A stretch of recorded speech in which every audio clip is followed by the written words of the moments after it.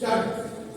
Good morning to one and all present here. I am Master Tanish Meher, presenter of this program. Welcome you all in 2024-25 season of Parliament of Vardhaman Mahavir English School Kada.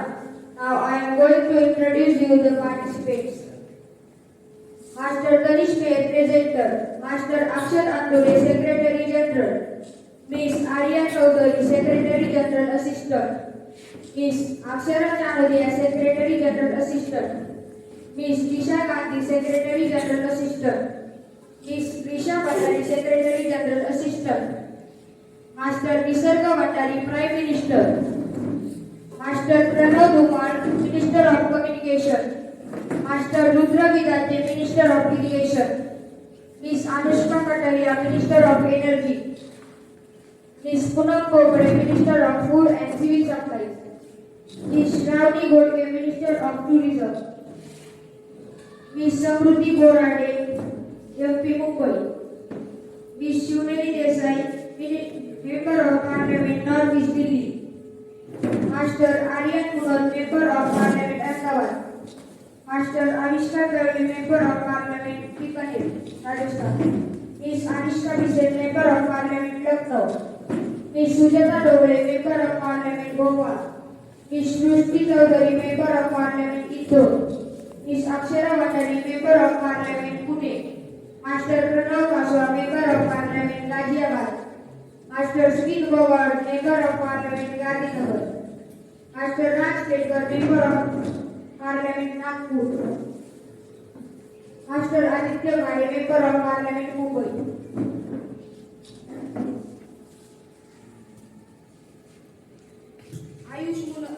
Ayush Munal, Speaker.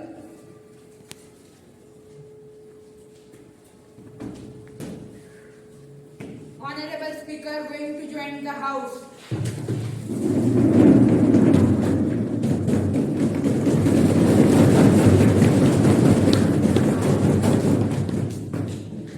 Take your seat.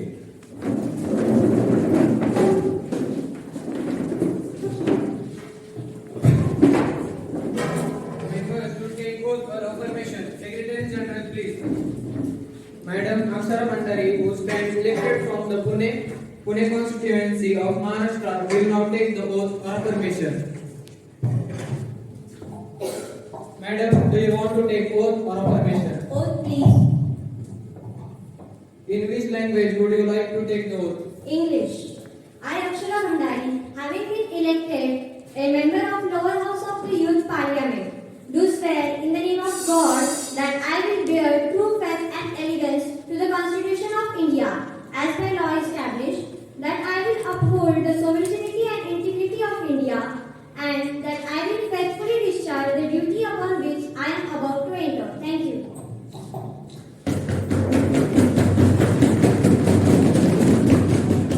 Prime Minister, please introduce your new minister. Mr. Speaker, sir, I have pleasure in introducing you to House. My colleague, the new minister, Master Rudra Vidante, Minister of Irrigation. Miss Poonam, Minister of Civil Supplies.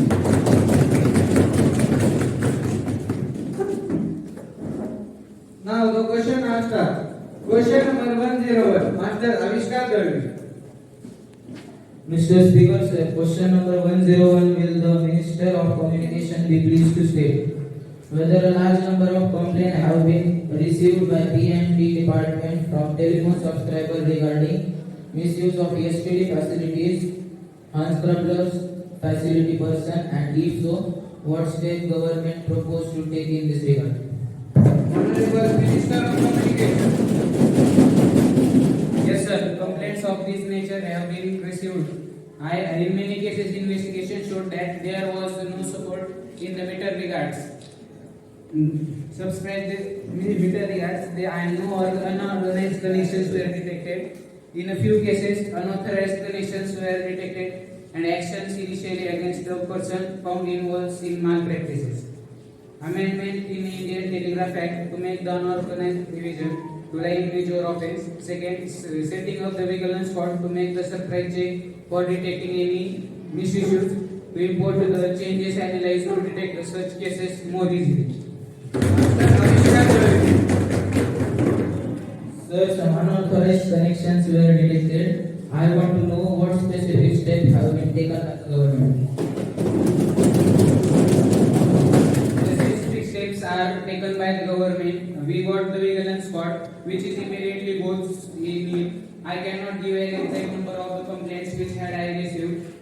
The information we gathered, for example, I could say Delhi during the last year. 21 days notice was not enough for the minister to collect the information. In this how the house is to be treated, sir. I have not been asked to collect there are the 50 such complaints. All complaints were investigated and it was detected in the 3 companies. So there are the misconnections. In these all the cases, the employees were identified and were suitably proceed against that. Ms. Shivneri. Sir, it has been stated that charge analyzer has been imported have to go through. We are at the final stage. I cannot say by what time, but we are at the final stage. Next question. Question number 102. Ms. Anisha. Mr. Speaker, sir, question number 102 will be the Minister of Energy. Please state to state. First, whether the government have accessed the potential of power generating from tidal waves. If so, the outcome of such estimate. C. The estimate cost of power generation from tidal wave VAVs, the conventional method of thermal and hydroelectric power generation. D. The government have formulated any plan to set up tidal power generation station in Gulf of Kutch. If so, whether such a plans are to be set up in other places too, like Bay of Bengal, etc. And if so, the detail therefore. Honorable Minister of Energy. So, to the Central Electricity Authority has undertaken studies and investigation to access the techno-economic feasibility of a tidal power project in the Gulf of Kutch, with envisages an installed capacity of about 900 megavolts. There is no proposal at present to set up a tidal power project at any other location. It is estimated that the cost of tidal power generation at the proposed project in the Gulf of Kutch will be about 85 paise per unit. The average cost of generation from conventional hydro and thermal power projects based on projects recently cleared by the CEA are as under. Hydropower 35 to 60 paise per unit, thermal power 50 to 85 paise per unit. Ms. Anisha. Sir, the Honorable Minister has given the reply that the estimate cost of tidal power generation at the proposed project in the Gulf of Kutch will be about 85 paise per unit, and the form hydro cost will be about 35 to 60 paise per unit, and the form thermal at 50 to 85 paise per unit.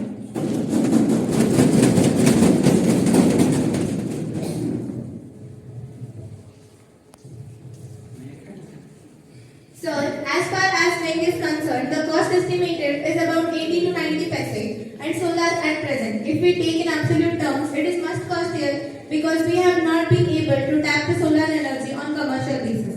But experiments are being tried. If you take the cost at production level, then the solar cost is nearly rupees 2 more than the thermal cost. We have to consider the delivered, that is the cost to consumers. It is considered, then we have to become solar energy can become comparable and competitive, and we are trying to establish. Now, a 30 megawatt solar plant in Rajasthan, the scheme is being worked out. Master Raj Kelkar. May I know from Honorable Minister whether power production can be increased by 500 megawatt and coal work over 30 million tons can be saved through indigenously developed technology. Sir, I agree that using tidal energy, we will be able to save coal. Because at the coastal side particularly, it is very difficult to transport coal and the way from place where coal is available. That is why if we power tidal energy, we have a project which will give about 900 megawatt worth of power in Kutch region by tidal wave. When that fructifies, the cost will be more or less than 80 paise on transport of coal. Use of coal will be saved. I agree with Honorable Minister. Ms. Sujata.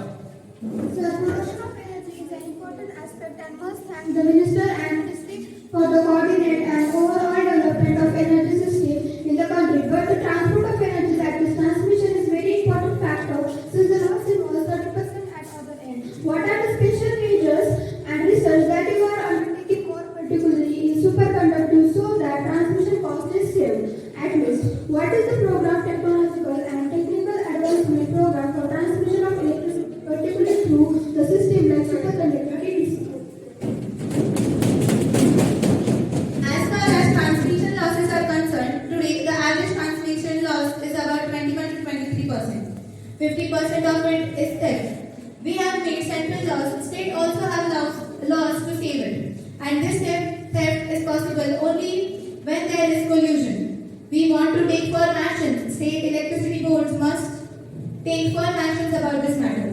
As far as the technical losses are concerned, I agree with the honorable member that the new technologically advanced like superconductivity, the technical losses will come down very sharply and our nation is in fact one of the advanced countries in the world. In this field of research, superconductivity, I am sure it will be a great boon to this area of transmission of power. Next question number 104, Master Abubakar. Question number 104, Ms. Shruti. Sir, will the Minister of Food and Civil Supplies be pleased to state the latest position of food grain reserve in the country is whether keeping in view the present drought situation, government have adequate stock of food grain to meet the requirement of the country, and if no, the measure proposed to be taken by government to deal with situation.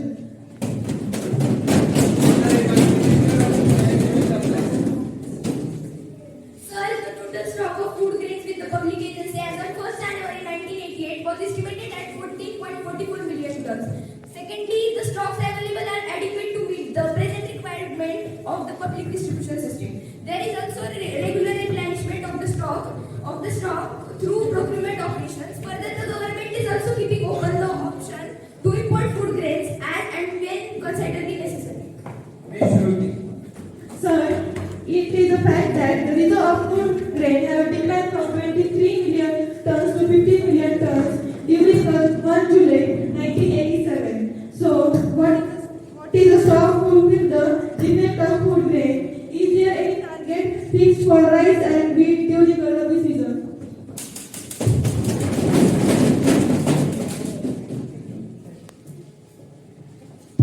Sir, as far as the availability of the food grains is concerned, the requirement of the buffer stock policy is 21.1 million tons.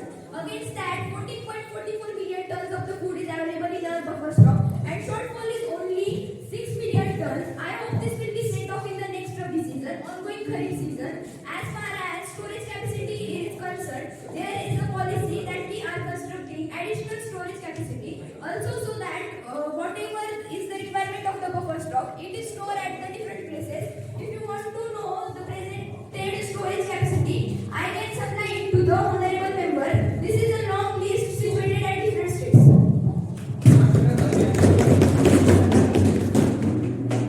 Sir, I would like to know whether because of the shortage of stock in the food grains, has the government has been received from the certain states and the complaints were made to the government. Has it been noticed by the government that such and the intent has taken place? What step you have taken in this matter? The honorable member has supplied this information. I will look into it.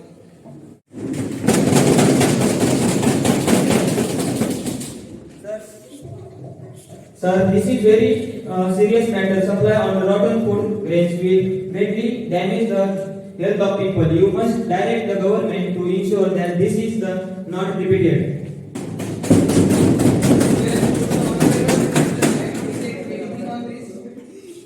Sir, there is no two option on this. This is very serious matter. The government is fully committed to safeguard the health of the people of the nation. I assure you that all steps are being taken to ensure the good quality food grains are supplied through the distribution system. Special calls have also been set up to monitor the quality of food grains both in Godawans and at the retail level. If the honorable members has any specific detail, Godawans and the retail level, the honorable members had any specific details, I will have it truly examined and anyone found guilty will be served. Next question number 105, Master Smith Bowl. Mr. Speaker, sir, question number 105. Will the Minister of Tourism be pleased to state the foreign exchange earning from tourists during the last 3 years, year-wise, and the name of 5 countries on the top from the point of view tourists, arrival in India. Minister of Tourism. Sir, the estimated foreign exchange earning from tourism during the last 3 years were as follows. In 1984-85, rupees 1,300 crores. In 1,985, rupees 1,460 crores. In 1986-87, rupees 1,780 crores. The 5 countries on the top in the terms of tourists available in India during 1987 were Bangladesh, United Kingdom, Pakistan, United States of America, and Sri Lanka in that order. Master Smith Power. What is the number of tourists arrivals from different country with foreign exchange and which is the country from where we earn the highest foreign exchange is the matter to tourism arrival.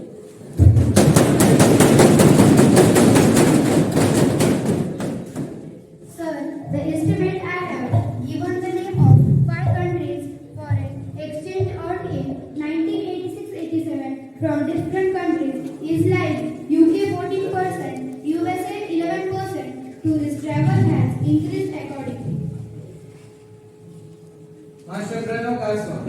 What is the number of tourists from USSR with foreign exchange earned? What are special steps taken by government to attract tourists?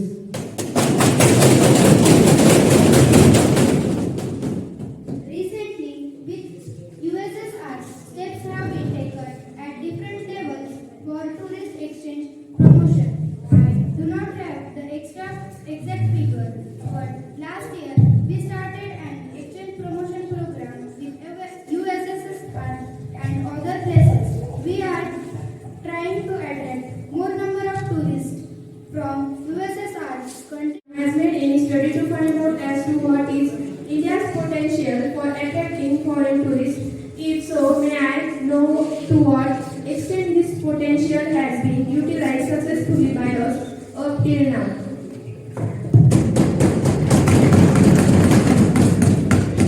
India has the greatest tourist potential in the world because we got a number of 12 movement. We have got tourist facilities which have been created after the creation of this ministry in 1985. We have got 18 overcases offices which provide facilities for tourists to come to India. We can compare the foreign exchange earning from tourism with their handicraft, where as we are spending rupees 75 for earning rupees 100 from handicrafts, we are spending only 7 for earning rupees 100 from tourism. That shows that tourism earns lot of funding. The tourist infrastructure which has built up in our country over the years, we will attract lot of tourists. We have considered survey and studies to see the tourists come to India in large number. In 1986, we have across the 1 million figure of tourists available in the country. It shows that the government has taken adequate steps to see the India gets more for it. Now the question hour is over. No more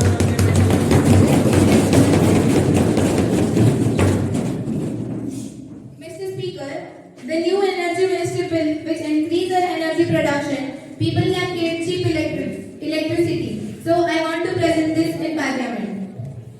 Those who are in the favor to pass the bill, say yes. Those not against, say no. Yes. Most of the people said yes. Sir, I want to depart this bill to the upper house. This is all for today. And now the house is adjourned for tomorrow till 10 a.m.